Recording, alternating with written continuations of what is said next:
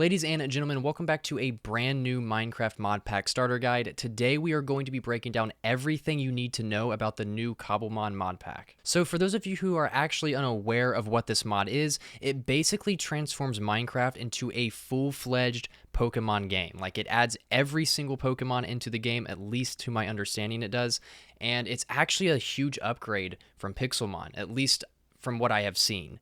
So we're going to go ahead and break down everything you need to know about this mod pack and exactly how to get started. Starting off in your new world, you guys are going to be prompted at the top of the screen telling you to press M to select your first Pokemon. Now, there is a lot to choose from, as you guys can see. I'm just going to go ahead and be basic and choose Charmander. After choosing your first Pokemon, you guys will be able to see that on the left of the screen, and you guys are also going to be able to see that you can only carry about 6 Pokemon on your character at one time. Now, you guys are going to be able to go to the PC and kind of swap these out and, all that other good stuff, but we will get into that a little bit later. If you want to go ahead and release your Pokemon onto the ground and have him walk around with you, you guys can do so by pressing the R key. Now, this will go ahead and shoot him out onto the ground, and it's going to have like a nice render of the Pokemon, as you guys can see here. They look pretty nice. I'm not gonna lie, they look pretty good. Now, if you don't want him on the ground and you want to bring him back in, just go ahead and press the R key once again, and it will go ahead and shoot him back into the ball. Now, moving on to the M key. So if you press the M key once again, it's going to go ahead and bring open a little screen that kind of shows you exactly everything you need to know about your Pokemon. It's going to go ahead and give you the brief rundown of the stats, all the power moves and everything like that. You can also swap out your moves as well with these little arrows on the screen right here, as you can see. Now, really quick, something else that I actually want to point out about the M screen that kind of tells you all the information about your Pokemon. This is also where you are going to be able to evolve your Pokemon. So once your Pokemon reaches a certain level,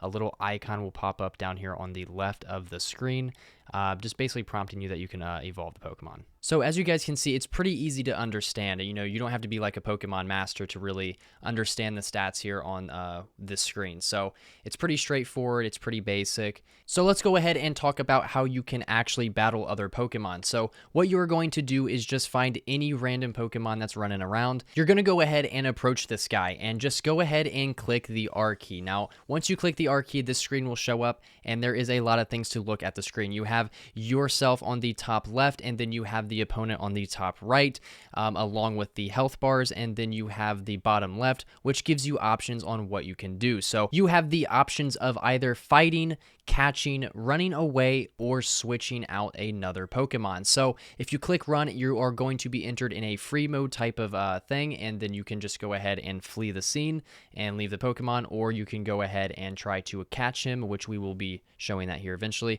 or you can go ahead and try to fight the guy. Now, we're going to go ahead and battle this guy and, ultimately lose. Let's go ahead and skip to where we actually lose the battle. Yeah, so, unfortunately, this small Mankey, who is 2 levels above me, completely smoked me. So now we have to go and heal this guy, which I'm going to show you guys exactly how you can heal your Pokemon right now. Now, I want to go ahead and talk about the healing machine as well as the PC. So the healing machine is, well, it's pretty much in the name, right? So if your Pokemon actually loses some health during a battle or actually faints and dies, you can go ahead and go to this machine, put it on the machine, and it will heal it back to full health. Now, you guys can do a whole lot of other things. If you guys don't want to make the healer, I mean, it is highly recommended, obviously, but if you guys don't want this, you guys can just wait over time for the Pokemon to come back or heal itself, or you guys can also sleep in a bed. Now, as for the PC, I also think this is kind of a necessity item as well. This serves as basically a storage unit for all the Pokemon that you catch. Now, obviously, you guys can only hold 6, so the rest will be transferred into your PC, and there is a huge amount of slots that you guys can cover. I think there's like 30 slots or something. It's like 30 or 20 slots. So there is a huge amount of boxes, I guess is what they call it on the PC, that you guys can use to store the Pokemon. So you guys can have a multitude of these. It doesn't matter how many you guys have. You guys can continue to throw these in here and just store them. Just store them in here. So it's actually fairly simple to obtain these items, and you just have to craft them. Now, they are very easy to craft. I'm going to go ahead and throw the recipes up on the screen here. So the healer, as you guys can see, only requires about 5 iron ingots and 2 copper ingots, whereas the PC requires 4 iron ingots and 2 pieces of glass. Now let's go ahead and talk about Pokeballs and how you actually obtain them. So there are going to be these like square red looking fruit things that spawn on trees. They're not always red, obviously they are going to be different colors like yellow or black, etc. But these will spawn on various trees around the map. So all you're going to do is go up and just right click them, and these apricorns will actually fall on the ground.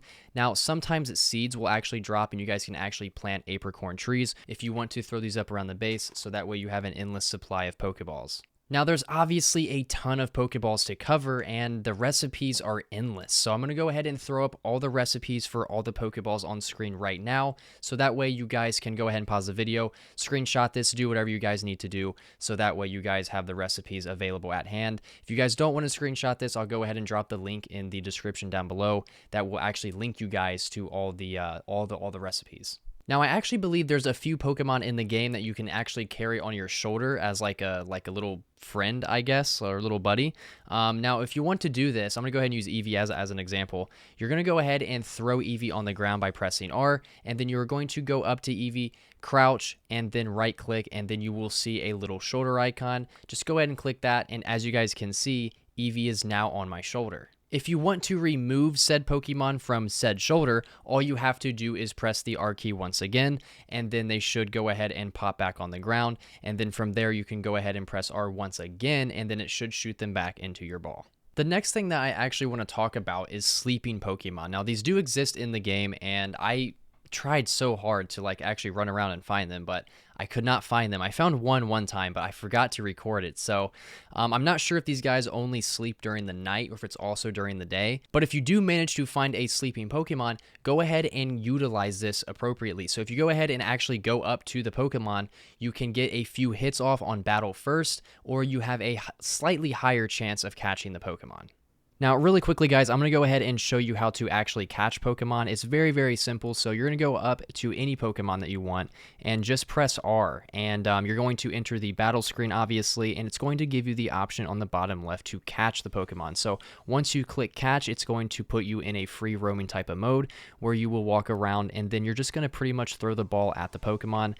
The ball will land on the ground, and it's either going to shake a few times and he's going to break out, or it will shake a few times and then you'll see like a little some sparkles fly out the ball, and then that's how you know he is caught. If you do have a full set already equipped on your character, so if you already are carrying 6 Pokemon, the Pokemon will then be put in your PC. Now, one of the last details that I think is really important to talk about is something called the link cable. This is basically a held item that you can give to your Pokemon. Now, this allows you to evolve Pokemon that are typically evolved through trading. So, obviously, trading is not yet implemented into this mod pack, so the only way to do that is to use something called the link cable. Now, in order to get this, you need to use 2 popped chorus fruits, a copper ingot, and 2 iron ingots, and then that will give you the link cable. All you got to do is go up and then just give it to the Pokemon, just crouch, right click, and then have the Pokemon hold the item. But without further ado, guys, that pretty much wraps up this entire mod pack. There's really not much more to cover, and this should pretty much get your journey started. If there is any more questions absolutely at all that you guys have about this mod pack,